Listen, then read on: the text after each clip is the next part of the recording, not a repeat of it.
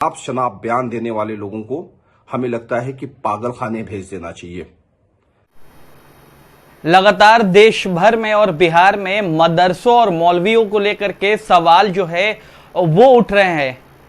कुछ नेता हैं जो लगातार मदरसों को निशाना बना रहे हैं, जिसको लेकर के जीतन राम मांझी की पार्टी की तरफ से सीधे तौर पर उनको पागल खाने भेज देने की बात कही है।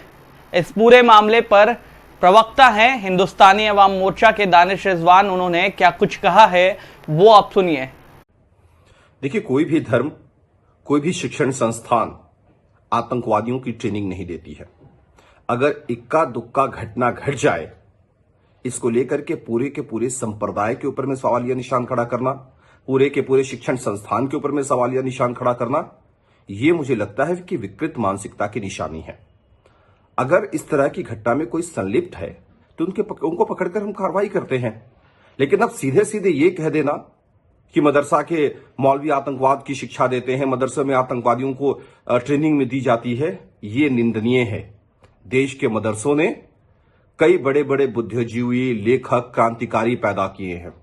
इसलिए इस तरह का अनाप शनाप बयान देने वाले लोगों को हमें लगता है कि पागल खाने भेज देना चाहिए।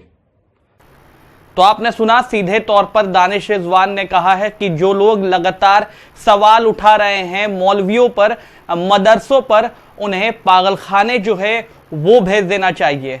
शायद उन्हें मालूम नहीं है कि मदरसों ने भी कितने सारे बुद्धिजीवियों को जन्म दिया है।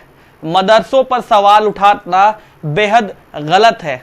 आपको बता दें, लगातार बीजेपी के नेता कुछ दिन पहले से ही हरिभूषण ठाकुर जो हैं वो लगातार मदरसों पर जो है वो सवाल उठा रहे थे।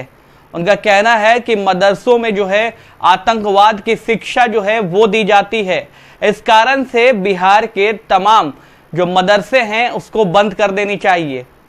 अब जिस तरीके से अलायंस में है, एनडीए अलायंस के अंदर जीतन राम मांझी की पार्टी की तरफ से समर्थन किया गया है मदरसों का, मौलवियों का, तो अब देखना यह होगा कि आखिर क्या कुछ नई चीजें जो है वो निकल करके सामने आती है, क्योंकि लगातार बीजेपी की तरफ से मदरसों को लेकर के नकारात्मक बयान जो है वो दिए जाते हैं और उसका सीधे तौर पर मुंहतोड़ जवाब जो है वो दानिश रिजवान की तरफ से दिया जाता है।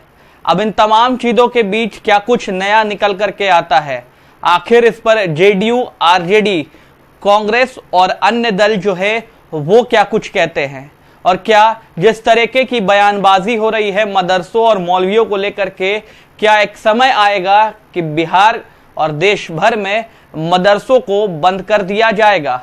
ये देखना अहम हो जाएगा। ऐसे ही तमाम खबरों के लिए आप बने रहे हेडलाइंस बिहार के साथ। अगर आपने हमारे चैनल को अब तक सब्सक्राइब नहीं किया है तो जल्दी सब्सक्राइब कर ले, ताकि तमाम छोटी बड़ी खबरें आप तक सबसे जल्दी पहुंच सके।